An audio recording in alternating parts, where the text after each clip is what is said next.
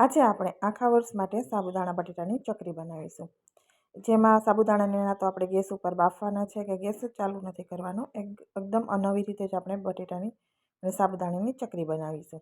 તો અહીંયા 1 કપ મેં સાબુદાણા લીધા છે. સાબુદાણાને 2 પાણીથી ધોઈ નાખીશું. ધોઈ અને આપણે એને પાણીનું પરફેક્ટ મેજરમેન્ટ આપીશ તમને, એ રીતે જ આપણે પલાળવાના છે અને 6 કલાક માટે રેસ્ટ ઉપર રાખવાના છે. આ ડોળું પાણી જે હોય એ કાઢી નાખીશું 2 વખત.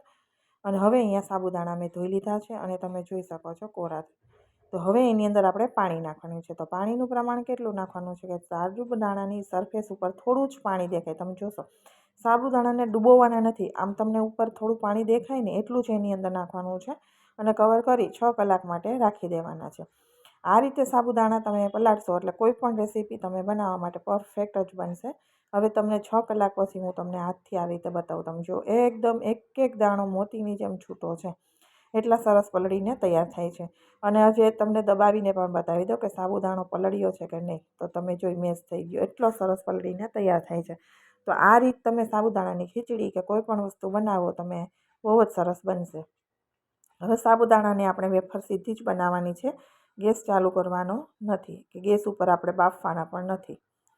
તો હવે સાબુદાણા છે એ કોઈ મોટા બાઉલમાં આપણે લઈ લઈશું અને થોડા મેસરથી મેશ કરી દેવાના, અથવા તો મિક્સરમાં 2 આટા ચલાવી દેવાના, જેથી સાબુદાણા છે તે તૂટી જાય.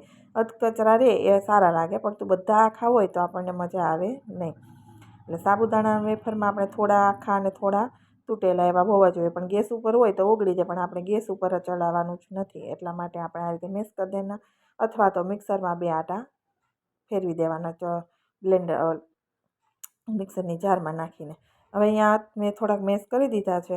એની સાથે આપણે 3 મોટા બટેટા છે એ બાફીને મેં લીધા છે. હવે બટેટાને આપણે ગ્રેટરથી ગેટ કરી લેવાના છે. છીણીને નાખવાથી એમાં કોઈ પ્રકારનો બટેટાનો કોઈ પણ ટુકડો ન રહે અને આપણને ચકરી બનાવવામાં પણ મજા આવે. તો આ રીતે બધા જ બટેટા છે એને આપણે સાબુદાણાની સાથે છીણી લઈશું. હવે છીણાઈ જાય પછી મેં મસાલા કર્યા હતા, એમાં શૂટિંગ રહી ગયું હતું, એટલે સ્કીપ નથી આવ્યું. તો આમાં મેં છે ને તીખાની ભૂકી 1 ચમચી, જીરું 1 ચમચી, તીખાની ભૂકી, આદુ મરચાંની પેસ્ટ 2 ચમચી અને સ્વાદ પ્રમાણે મીઠું નાખ્યું છે. બીજી કોઈ વસ્તુ નાખેલી નથી. જીરું, તીખાની ભૂકી, આદુ મરચાંની પેસ્ટ અને મીઠું, બધી વસ્તુ નાખી અને સરસ રીતે આપણે એને લોટ જે રીતે બાંધતા હોય ને આપણે રોટલીને એમ દબાવીને મિક્સ કરવાનું છે, જેથી સાબુદાણા અને બટેટા એકદમ સરસ રીતે પ્રોપર મિક્સ થઈ જાય એટલા માટે. તો આ રીતે તમે મારો હાથ જોઈ શકો છો, એકદમ આ રીતે છે ને સરસથી મિક્સ આપણે કરી દઈશું. તેથી ચકરી બનાવતી વખતે તમને એવું નહીં લાગે કે તમે બાફેલા બટેટાની ચકરી, બાફેલી સાબુદાણાની ચકરી નથી. એવું આપણે સાબુદાણા બાફીએ તો ઉગળી જાય, આપણે આ રીતે કરવું ના પડે. પણ આપણે આજે ગેસે ચડાવવાનું નથી અને આ વસ્તુ છે ને પરફેક્ટ ફટાફટ થઈ જાય છે, આપણને થાક પણ લાગતો નથી અને મજા આવે છે બનાવવામાં, પણ કંટાળો આવતો નથી. તમે જોઈ શકો છો એકદમ સ્મૂધ એવો આપણો લોટ બનીને તૈયાર થઈ ગયો છે.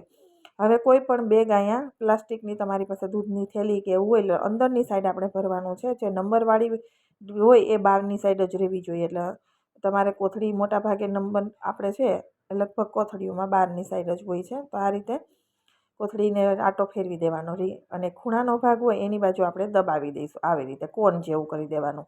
તો અહીંયા પ્લાસ્ટિકની મજબૂત કોથળી હોય ને એવી લેવાની, અથવા તો કોન તૈયાર જ મળે છે એ પણ તમે લઈ શકો છો, અથવા તો દૂધની થેલીમાં.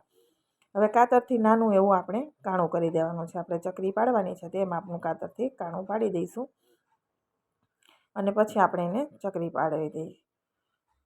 તો ચકરી આપણે પ્લાસ્ટિકની ઉપર પાડતા હોય છે. સાબુદાણા કે બટેટાની ચકરી વેફર હોય તો આપણે પ્લાસ્ટિકની ઉપર કરીએ. તો મેં ખાટલો છે એની ઉપર પ્લાસ્ટિક રાખી દીધું છે અને એની ઉપર આ રીતે આપણે 2 હાથેથી વ્યવસ્થિત દબાવી અને ચકરી નાના મોટી તમને જોઈએ એ પ્રમાણે આપણે બનાવી દેવાની. અહીંયા 2 આટા મારી એવી નાની નાની રીંગો હું બનાવીને તૈયાર કરી દઉં છું. હવે આ રીતે આપણે બધી ચકરી છે એ પાડીને તૈયાર કરી દેવાની છે અને સૂકવવા માટે રાખવાની. તો સૂકવવા માટે આખો દિવસ નીકળી જાય છે. 6 કલાક જેવો સમય થાય એટલે એની સાઈડ પલટાવી દેવાની, ઉપર નીચે કરી દેવાની, કેમ કે બટેટા અને સાબુદાણા છે જાડી ચકરી હોય તો સુકાતા વાર લાગે. 6-7 કલાક થાય ને એટલે મેં અહીંયા સાઈડ પલટાવી દીધી છે. જો તમે નીચેની સાઈડ ઉપરની કોરી થઈ ગઈ છે, નીચે થોડીક ભીની છે, તો આ રીતે સાઈડ પલટાવી દેવાની. તડકો ફૂલ હશે તો સાંજ સુધીમાં સુકાઈ જશે, નહીંતર તમારે 2 દિવસ સૂકવવાના રહેશે. તો અહીંયા બધી સાબુદાણાની ચકરી છે એ સુકાઈ ગઈ છે. હું તોડીને તમને કટકા કરીને બતાવી દઉં. ફટ દઈને તૂટી જાય એવી થઈ જવી જોઈએ. તો હું તમને તળીને પણ બતાવી દઉં છું. તો વિડીયો છેલ્લે સુધી ખાસ જોજો કે ચકરી કેવી બની છે. તો એકદમ સરસ ગેસ ઉપર નથી આપણે રાખીને તો પણ સરસ એવી બનીને તૈયાર થઈ છે. હવે ચકરી બધી તૈયાર છે અને મેં ગેસ ઉપર તેલ પણ રાખી દીધું છે. તો હવે તળી લઈએ. તમને મારી આ ચકરીની રેસીપીનો વિડીયો પસંદ આવે તો મારી ચેનલને સબસ્ક્રાઈબ જરૂરથી કરજો. હવે ચકરી તળવા માટે તેલ છે એ સાવ ગરમ પણ ના હોય, ઠંડા તેલમાં પણ નથી નાખવાની અને એકદમ હાઈ ગરમ કરેલું પણ ન હોવું જોઈએ. મીડિયમ તેલ હોવું જોઈએ અને એની અંદર આપણે ચકરીને તળવાની છે. જેવી નાખીએ અને સફેદ થાય એવી કાઢી લેવાની નથી. થોડી વાર તળવાની, કેમ કે આ ચકરી જાડી હોય છે તો થોડી વાર તળો તો અંદર સુધી સરસ એવી તળાઈને તૈયાર થઈ જાય. તો હું અહીંયા 2 ચકરીઓ તમને તળીને બતાવું છું કે એકદમ સરસ આપણે જે સાબુદાણાને બાફીને બનાવીએ ને એવી જ ચકરી બને છે. ટેસ્ટ પણ સારો લાગે છે. અને તળવામાં તમારે ખાસ ધ્યાન રાખવાનું. જો વેફર સુકાણી નહીં હોય ને તો પણ તમારી ચકરી થોડી કડક લાગશે, અથવા તો તમે તળવામાં ઉતાવળ કરી ગયા, થોડી વાર ચકરી રાખી નહીં ને ભેગી સફેદ દેખાડીને કાઢી લીધી તો પણ તમારી ચકરી અંદરથી તમને કડક લાગશે.